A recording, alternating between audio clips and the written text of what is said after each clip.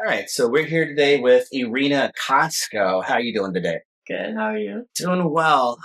So I want you to tell us a little bit about your career professionally as a tennis player and how it brought you to the United States. What age did you go pro? I tried to go pro at 15, Uh-huh. and so I started playing some low-level pro tournaments in Europe, traveling a lot. Where in Europe were you based out of? I was based out of my home country, Ukraine. Uh-huh. And So where were the tournaments at that you went to? all over the Europe. We also went to Egypt and Malaysia. I mean, I can't even think of like right now. I mean, a lot of places. So at what point would you say that you were considered a professional? At what age were you then? I don't think that I would say like I really went like pro on a big tour, but on a smaller circuit, definitely at 16. Okay, so they have world rankings in tennis, right? Yeah. What was your ranking at the highest point? I was in 800. Mhm. 800, there's usually like more than 2,000 people, and at that time, Serena was one. I was 800. I thought it was pretty cool when I was 16. That is pretty cool. So you're 16 years old. Hmm. You're a professional tennis player, and then you're like, what? I want to go to Oklahoma. No, I had a lot of injuries along the road because we practice a lot and particularly my back. So at some point, I had to make a decision whether I'm going to go and continue to practice hard and try to get up higher in the rankings, or maybe just consider going to play college and get my education. So when you came to the U.S., how did that happen? I have a lot of friends who play tennis with me around the world. And so one of them reached out to me and she said, "Hey, I'm here in Oklahoma playing tennis and we're looking for more players. We offer full ride scholarship. And would you be interested to come?" So I said, "Yeah, sure." And that was 15 years ago. Well, that's really cool. The fact that the networks and the relationships from the tour Yeah. were actually people that helped you even come down here. So you came over here, you started at Oklahoma State University, Yeah. correct? And then had like a falling out with the coach? Yeah, we got a new coach, and my interest did not align with his. Well, I mean, that happens. What brought you to ORU then? So some of the students who were playing with me at OSU have been already switched to ORU, Hmm. and they said it was a good school. They really liked the coach, and it wasn't far to move, so I decided that I'm gonna switch. And And when you were at ORU, were you able to get like the full ride there? Like, did you got yeah, an OSU? I Okay, did. that's a unique experience, right? That was one of the That's a big perk. reasons. That's a Yeah. big perk, right? Yeah. What did you study while you were at ORU? Back then, my major was in recreation administration, and I had minor in business. My goal was to do like a sports management. Okay. It wasn't very hard, so I went with that. Okay. So you went with an easier major. Do you regret that looking back? I do Why?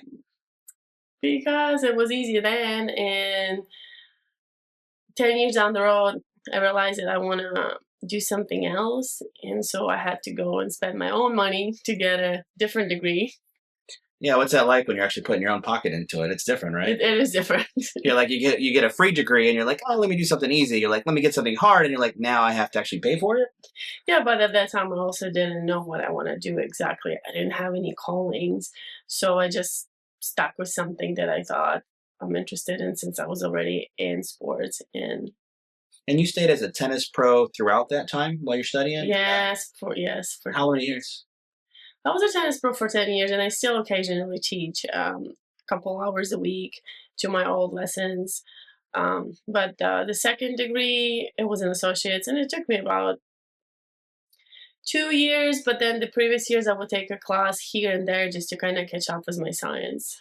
I think it's important that you remember, like when you're younger, it's easier to go full time and just focus on studies. Yeah. But as we get older, life happens, you start families, and then you can't do as many classes or you have obligations, and it becomes a bit more difficult, right? To actually do studies and to work and to start a new career because you can't just go, oh, I'm going to study. You're like, I have to pay for that. Yeah, and I have to pay for living. Yeah, you got to pay for rent. You got to pay Other for those things. different things, and that's Yeah. that's a lot of it. So you got married recently as well. When Yeah. was that? 2 years ago. 2 years ago, you met your husband and you have a beautiful son, and it's really awesome. We were actually at the wedding. We got to marry them. It's awesome. So that's really cool.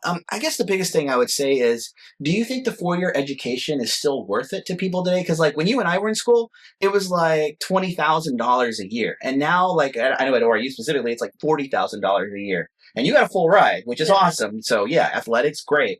But for those that don't get a full year, full ride, is that something that's worth investing in the education? Because we're talking 80, $160,000. I think so most of the Uh, time. For certain degrees, what would be like the reason that it would be worth it? Let's start with that. degrees like nursing and medical school and engineering, where you can't just come in and work your way up in the company. You have to have a degree. But I also think the things that you can't put a price on, like our lifelong friendships and connections, and just that experience being in college, and you learn new things, the things that you didn't know before. It changes how you view the world, and also it changes the person that you are. Um, for me personally, I think the biggest gain was my long lasting friendships with people that I got in college. Yeah, I think that's something we forget sometimes because we're people and we live in communities and we communicate with other people and we try to make connections, right? And those relationships can be lifelong. I was looking back. I know some people are going to look at that and say, like, wow, you've known these people for 25 years or something, Yeah. and we all met in that university setting. And you don't get that. You don't know who you're going to meet or what you're going to do if you're just staying in your room all day and studying, right? True. You have to get out there. You have to actually meet people, say hi to people. And those good people, I think, really build each other up. They motivate you, they encourage you. Otherwise, you live kind of an isolated life. And maybe that's something important to remember at a university setting is that you're in a classroom maybe 5% of the time. The other 95%, you're on campus. You're either exercising or you're walking, you're studying, or you're doing different things that you're interacting with others. And it's important to remember that. It doesn't mean you're going to meet your like lifelong mate there. You didn't, I didn't, a lot of I know some people that did, Yeah. and that's cool. But, I think that's important. Don't limit that, but just having friends, and that's an important aspect of it. Is there anything you'd like to share specifically to tell someone, let's say, that's considering going to school out of state or going to school in another country? What's that like? I mean, it's kind of lonely, right? It's hard in another country, especially because you have to learn their language if you don't know it already. Did you know English when you came here? I knew some. It was so long ago. I had a dictionary with me at some classes, so I could like look up the words that professor would say. For the first year. That was before Google Translate, huh? Yeah, we didn't have that. And after that, it got easier, obviously. I think year two, where I actually could study and don't think about. And you can actually click with the different things there. Yeah, so what would you share with somebody saying, look, this is why I did it and this is why it's worth it? What would you say? Why I went to college? Yeah. I think that's. I mean, why are you in college now? You're finished. You're working on another 4-year degree right now. To get a better future. For me, it's having degree. It's pursuing maybe a master's degree, getting deeper into the studies so I can do what I love and have a good job, and that will give me freedom, and don't forget the money and freedom. I think it's important. Yeah, that independence is something we keep hearing a lot about. Important because you can make a lot of money but still have to go to work every day 9 to 5, and you can't take off. I think freedom is important. It's not just having the job you love, it's being able to do things you love with your loved ones. And I didn't realize that until I had a baby, when I want to spend time but I also want to provide for my family. And like right now I'm in college so I can get a better job opportunities and be able to help people as well. In friendships, I think you meet some people along the way that help you discover who you are, and hopefully you get one or two of those precious, long-lasting friends. Yeah, because you're studying right now to be a nurse, and I think that's a unique thing. Can I ask you something else? So you grew up Orthodox, is that correct? And I know it's a little different than Greek Orthodox, correct? Right. So like they consider Paul the first apostle, I guess. Yeah. versus the Catholic Church, which they consider Peter the first apostle. You went to ORU, which is kind of a charismatic university with like a little bit of a Methodist twist sometimes. What was that like? That was Is that a culture shock? It was a culture shock. Yeah, the theology of God is my friend versus like I guess how's a worship service work in Orthodox? Like, This pretty amazing temple, and it's quiet, and then if you do come when the service happening, the priest and the they singing, yeah, and you just stay there quietly and you pray, and and then you leave. You a don't. lot about that self-reflection and focusing Yes. on God being up And there. here it's like a concert, and for me I just couldn't. It was really hard for me to relate.